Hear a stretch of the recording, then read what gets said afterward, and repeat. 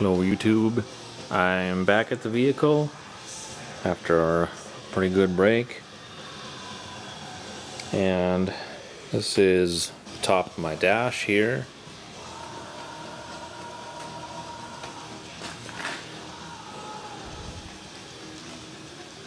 Comes off, took it out of the car, and I pulled my center channel setup out.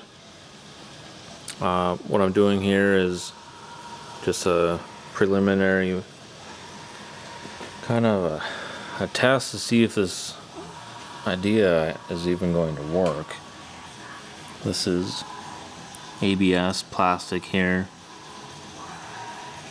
I bought a single grill from CDT for 6¼ inch shallow mid woofer.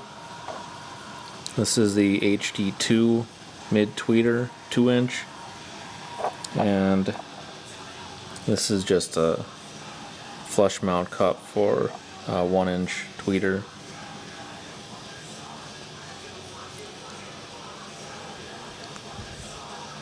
Stay tuned for more.